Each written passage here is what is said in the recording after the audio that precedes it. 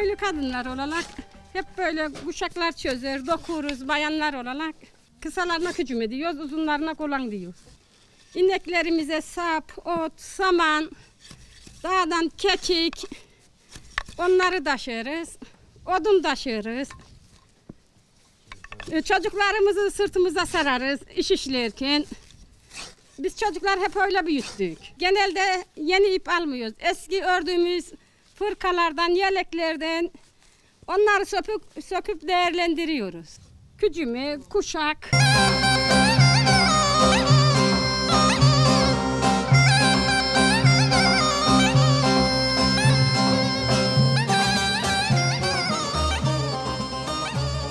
Köyde eskiden çok yapıyorduk ama şimdi her şeyi satına bindi.